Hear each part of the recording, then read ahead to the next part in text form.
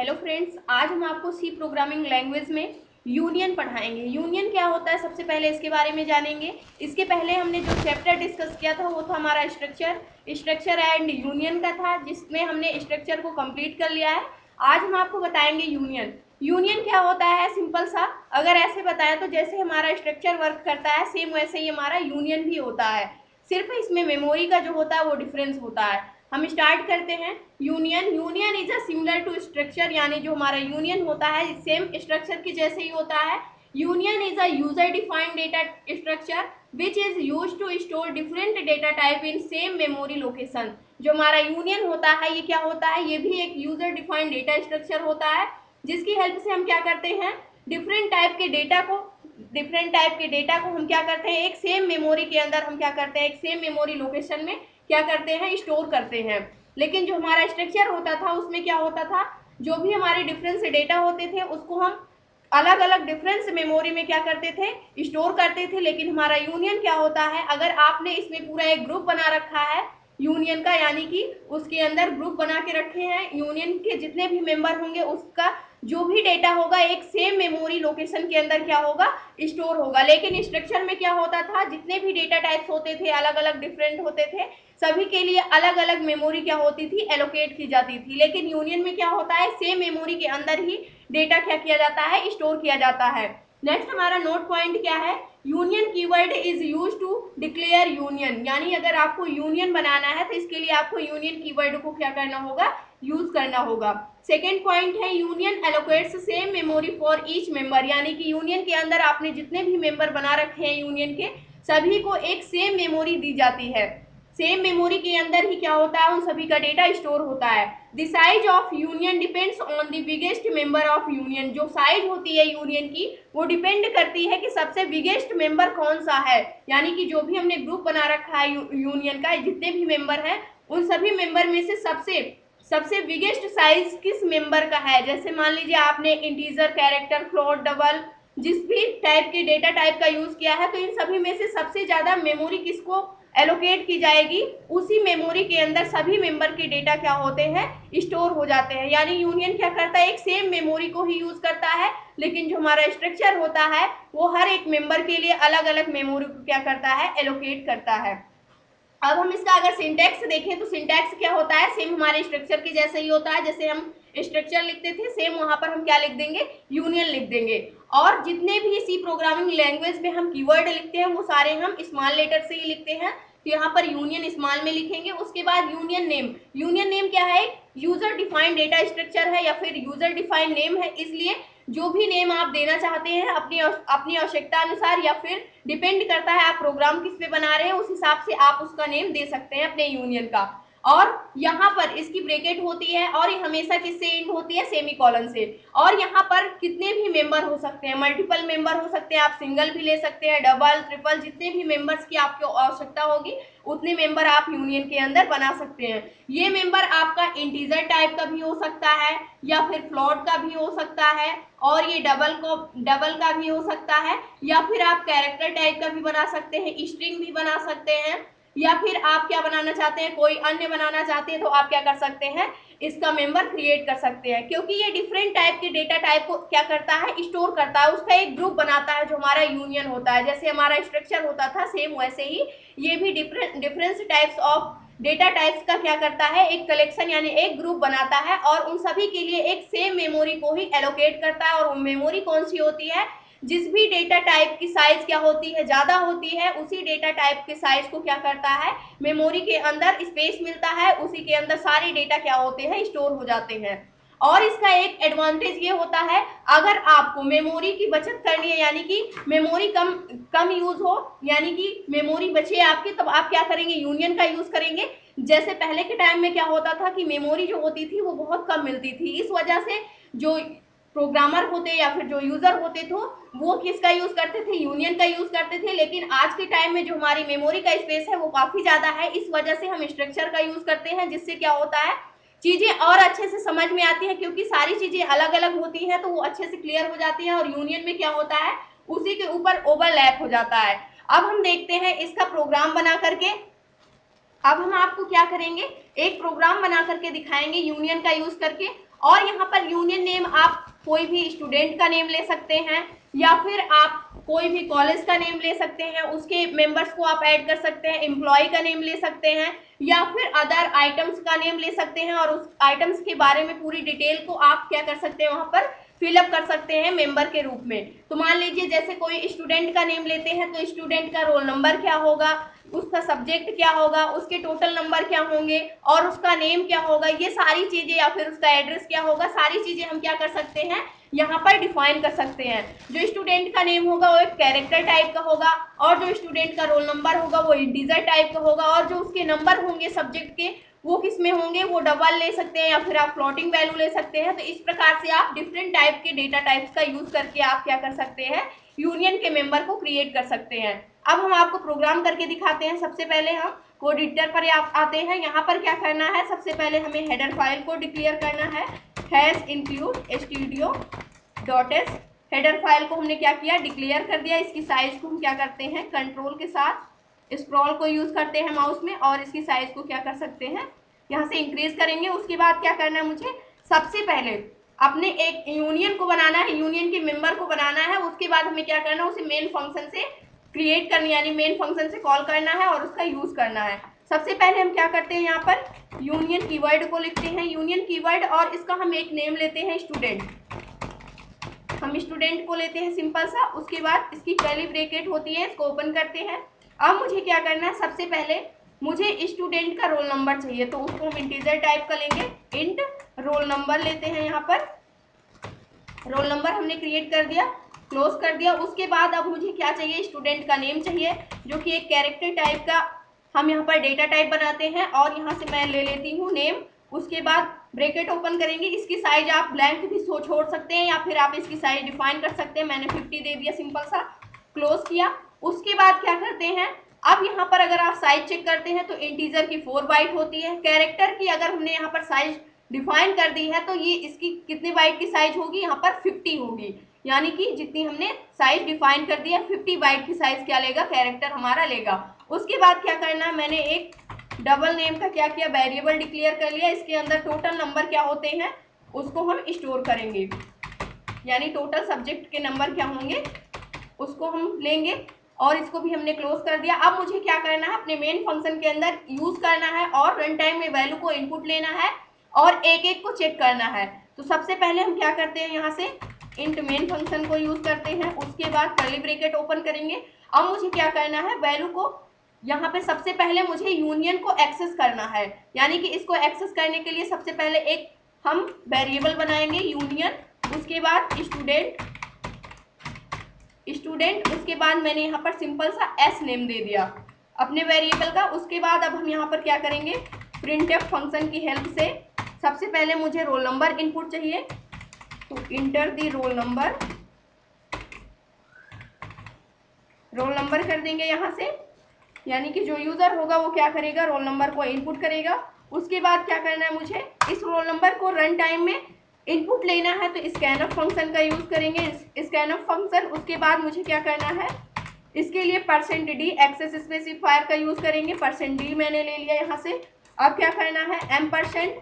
उसके बाद यहाँ पर एक पॉइंट है, डॉट ऑपरेटर की हेल्प से हम क्या करते हैं, यूनियन के अंदर जितने भी मेंबर होते हैं उसको हम एक्सेस करते हैं। अगर आपको यूनियन के मेंबर को एक्सेस करना है तब भी आप डॉट ऑपरेटर का यूज करेंगे, या फिर आप स्ट्रक्चर के मेंबर को एक्सेस करना चाहते हैं फिर भी हम किसका यूज करते हैं, डॉट ऑपरेटर का यूज करते हैं। सबसे पहले मुझे इस वाले वेरिएबल को लिखना होगा जो हमने एस नेम का बनाया है। इसके अंदर मुझे किसको एक्सेस करना है, सबसे पहले रोल नंबर को, डॉट ऑपरेटर का मैंने यूज किया और इंटर प्रेस कर दिया। यहाँ से मैंने क्या किया, इसको सेमीकोलन से एंड कर दिया। इसका एक एडवांटेज ये होता है, सबसे पहले हम क्या करते हैं, सारी वैल्यू को क्या करते हैं, रन टाइम में इनपुट ले लेते हैं, उसके बाद प्रिंट करेंगे, या फिर आप साथ में प्रिंट करते हैं तब इसका रिजल्ट क्या आता है, और हम बाद में प्रिंट करते हैं तब इसका रिजल्ट क्या आता है। सबसे पहले हम लास्ट में प्रिंट करके आपको दिखाते हैं। तो इसके लिए सेकेंड हमारा क्या होगा, प्रिंटफ फंक्शन होगा, और इसमें मुझे क्या लेना है, नेम को इनपुट लेना है, इंटर दी स्टूडेंट नेम, स्टूडेंट के नेम को क्या करना है, इनपुट लेना है, और इसको मैंने क्या कर दिया, \n कर दिया क्योंकि न्यू लाइन में आए रिजल्ट। उसके बाद स्कैनअप फंक्शन का यूज किया मैंने, इसकी हेल्प से मैंने, और यहाँ पर जो स्टूडेंट का नेम है वो किस में होगा, वो यहाँ पर कैरेक्टर टाइप का है, यानी कि एक प्रकार की स्ट्रिंग होगी, तो %s का हम यूज करेंगे। उसके बाद हम यहाँ से सेमीकोलन से यहाँ पर कॉमा लगाएंगे, उसके बाद एम% के बाद s डॉट हम क्या करेंगे, यहाँ पर यूनियन के जो भी मेंबर है उसको एक्सेस करेंगे इस वाले यूनियन के डेटा में। इसके लिए हमें क्या करना होगा, सेकेंड टाइम में हमें नेम चाहिए, तो यहाँ से हमने नेम वाले को ले लिया और यहाँ से सेमीकोलन से एंड कर दिया। अब थर्ड हमारा क्या है, अब हमें टोटल नंबर कितने हैं सब्जेक्ट में उसको एक्सेस करना है, यानी प्रिंट कराना है, प्रिंट एफ, उसके बाद इंटर दी टोटल नंबर, इसको मैंने किया \n कर दिया यहाँ से, और यहाँ से सेमीकोलन से एंड किया। स्कैनफ फंक्शन की हेल्प से क्या करेंगे, इस वैल्यू को हम रन टाइम में इनपुट लेंगे।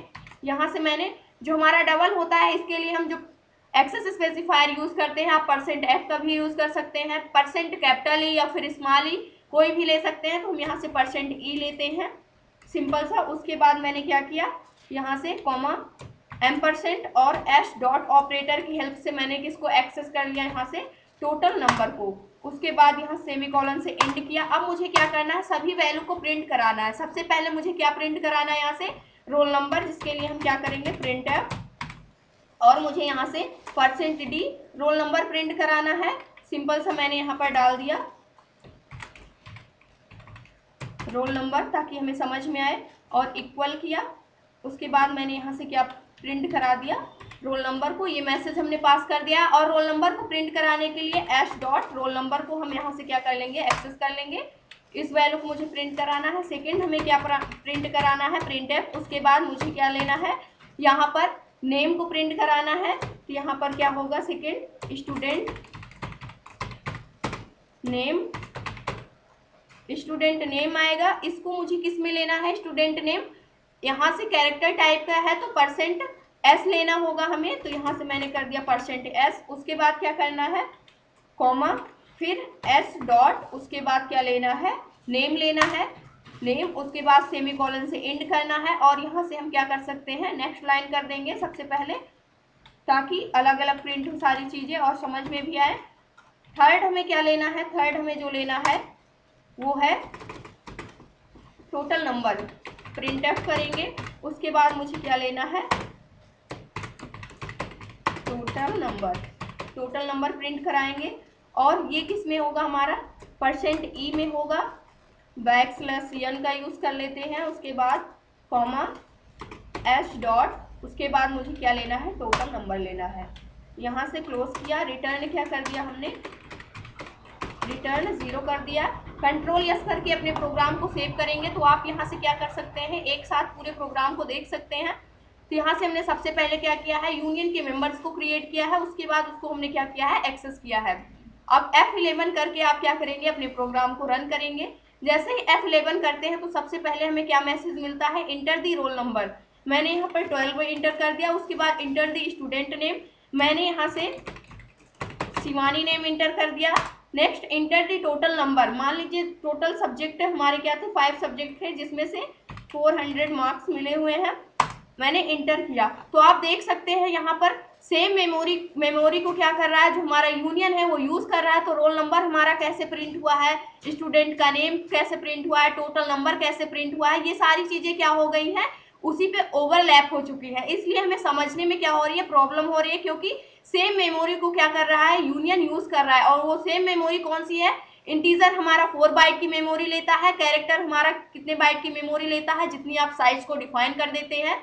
मैंने यहाँ से 50 डिफाइन कर दिया, तो 50 बाइट की साइज को ये ले रहा है। डबल हमारा 8 बाइट की साइज ले रहा है। तो यहाँ पर सबसे बड़ी मेमोरी किस मेंबर की है, वो है कैरेक्टर की। तो इसलिए कैरेक्टर के लिए क्या हो रही है, मेमोरी एलोकेट की जा रही है, और उसी में सभी क्या कर रहे हैं, डेटा को अपने स्टोर कर रहे हैं, जिससे ये चीजें इस प्रकार से प्रिंट हो रही है। अगर हम यहाँ पे तुरंत प्रिंट करवाते हैं, यहाँ पर अगर हम लास्ट में ना प्रिंट करवा करके अगर यूनियन का आप यूज कर रहे हैं, तो आप जैसे ही वैल्यू को इनपुट लेते हैं उसके जस्ट बाद ही आप क्या कर दें, उस वैल्यू को प्रिंट कर दें, तब चीजें क्या होंगी, ठीक होंगी। यानी कि जैसे हमारा स्ट्रक्चर वर्क करता है सेम वैसे ही होगा।